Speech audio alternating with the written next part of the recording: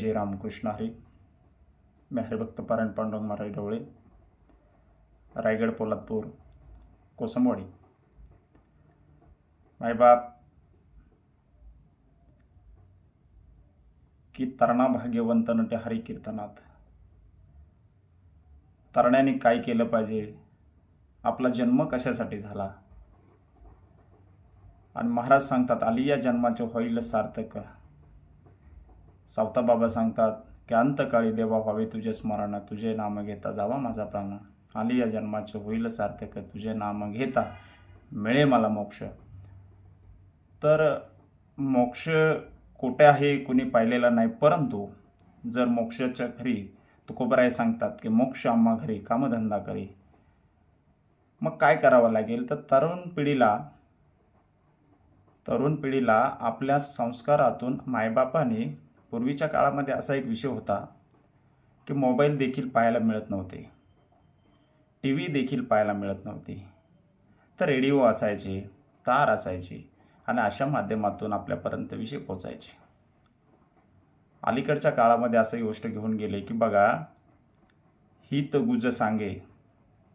जसं संत महात्म्यांनी साधू संतांच्या, देवांच्या आणि संतांच्या माध्यमातून जे हितगुज उपदेश हे जे काय व्हायचं आणि हित ते करावे देवाचे चिंतन, तसं पूर्वी ज्येष्ठ माणसं लहानांना अशा काही गोष्टी सांगायची.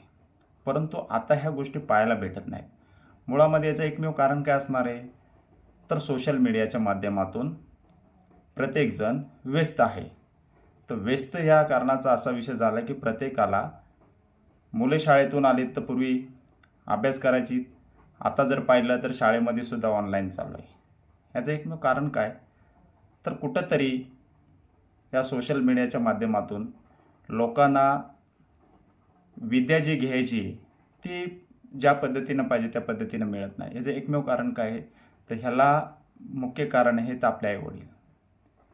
तर नेमकं आपल्या वडिलांनी काय केलं पाहिजे, तर आपल्या मुलासमोर आपण मोबाईल न यूज करता, किंवा जेणेकरून आपण भगवद्गीता आपला धर्मग्रंथ आहे, ज्ञानेश्वरी आहे, तुकोबारायांची गाथा आहे, नाथांचा भागवत आहे, नव्हे तर संत संप्रदायाचे पूर्ण वाड्मयाचे पूर्ण संत साहित्य आपल्यासमोर आहे. आणि जसंचे तिसं संत महात्म्याने आपल्याला ठेवलेले आहे. म्हणून तर म्हणतात जगाच्या कल्याणा संतांची विभूती आणि ध्येय कष्टविधी परोपकारी. रामकृष्ण हरी.